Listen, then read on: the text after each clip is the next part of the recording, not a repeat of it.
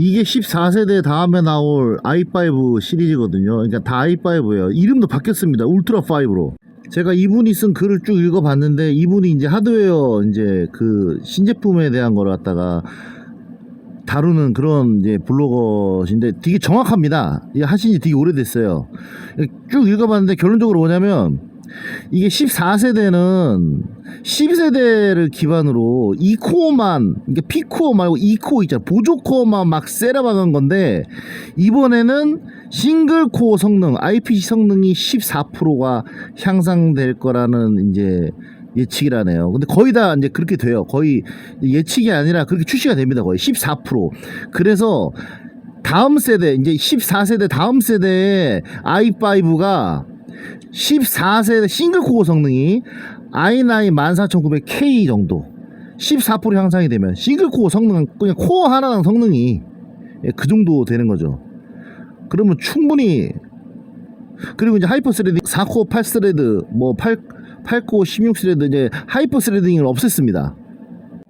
그래서 여기 보면 6코어 8코어 6코어 8코어 6코어 4코어 이렇게 나온다는 거죠. 인텔 에로레이크가 올해 한 10월달에 나오는데, 근데 AMD에서도 9000번대가 나온다는 거, 9800 X3D 같은 거. AMD에서 9000번대가 나온다고 해도 그래도 인텔이 지금보다는 이제 울트라 이 시리즈가 나오면 훨씬 나아질 거라고 제가 판단이 됩니다. 인텔이 지금 12세대랑 14세대랑 거의 도찐 개친이거든요. 14세대가 망해서 이런 거예요. 10세대에서 12세대가 나오면서 10세대 12세대가 차이가 나서 이제 AMD를 좀 따라잡아가지고 주가가 다시 올라갔잖아요.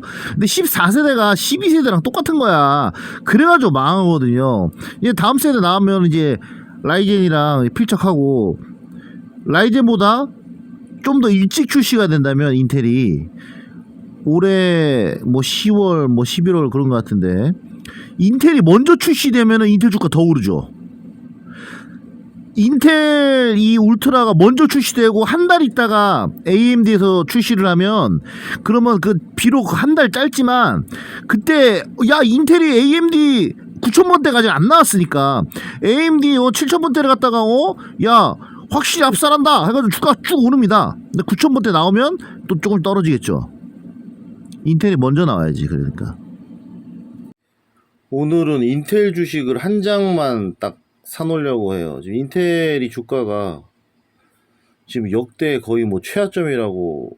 몰랐어. 난 이제 해외 주식에 관심이 없어가지고 지금 하늘도 바빠 뒤지겠는데 알려주더라고. 역대 최하라고. 그래가지고 일단 한 장 사놓고 이제 동향을 좀 보면서 이제 추가로 살 건지 안 살 건지 이제 생각을 해야겠어요.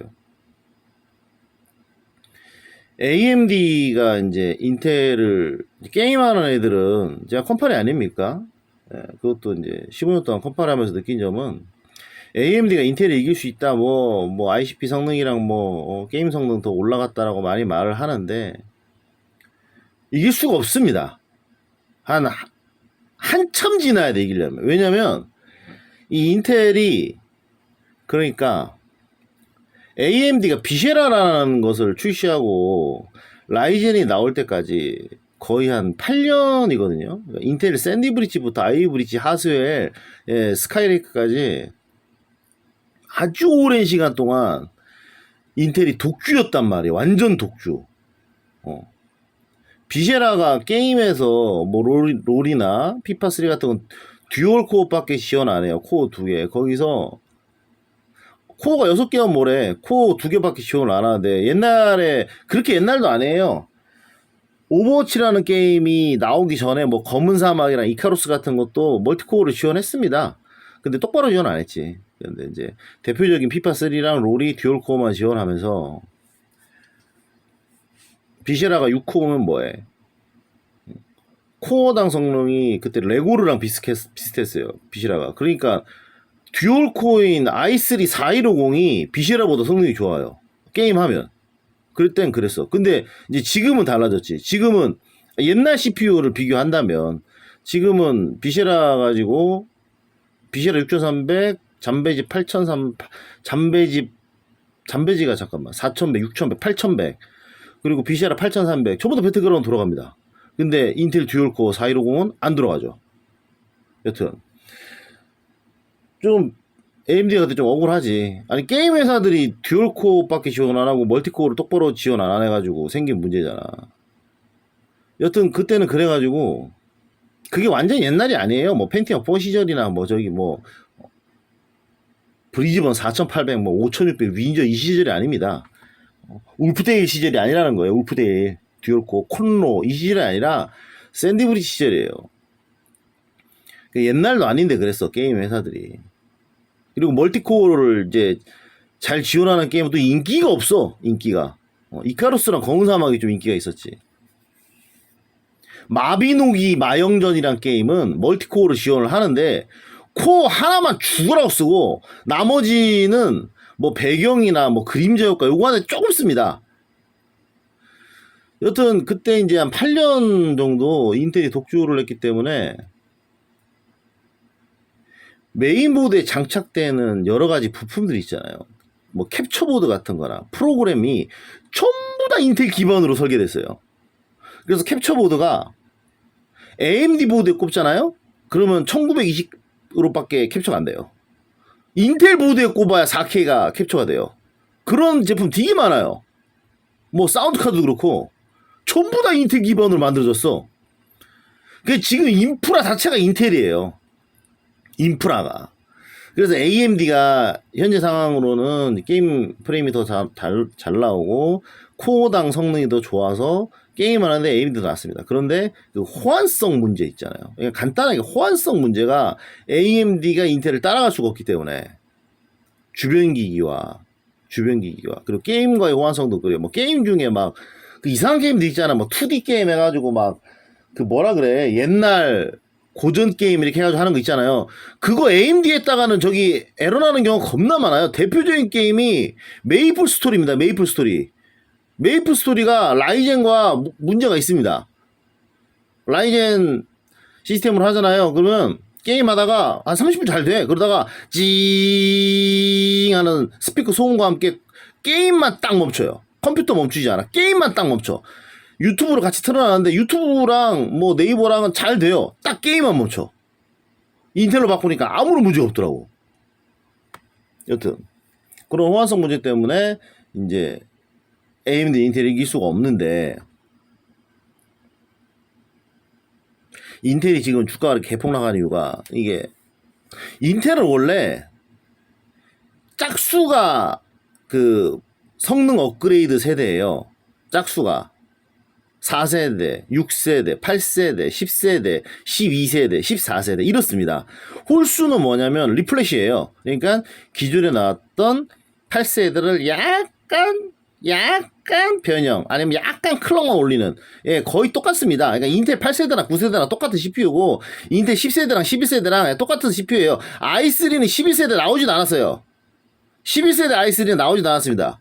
i3 1100이 10세대고 i3 1105가 11세대라고 생각하는 분들 많은데 아니에요. 박스 디자인만 i3 1105가 11세대로 나왔지. 그러니까 10세대 CPU입니다. i3 1100. i5 11400은 11세대죠. 11세대는 i3가 없어요. 그러니까 짝수 세대가 성능을 올리는 세대인데 10세대 때 성공했다고 봐야지. 12세대 때 12세대가 나오면서 인텔이 AMD랑 비등해졌어요. 근데 AMD가 또 나왔어. 새로운 게. 그러면 인텔은 이제 13세대니까 이제 리플래시 패스하고 14세대 어떻습니까? 14세대가 AMD의 필적가는 괜찮은 게 나와야 돼요. 12세대처럼. 근데 14세대가 폭망했습니다.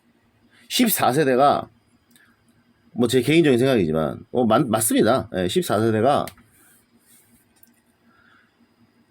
이제 코어당 성능이라도 기술력이 AMD한테 안 되는 거예요. 그러니까 어떻게 했냐면 코어만 그냥 막 갖다 박은 거예요. 코어만. 그것도 보조 코어. 그러니까 어떻습니까? CPU 온도만 더럽게 올라가는 거예요.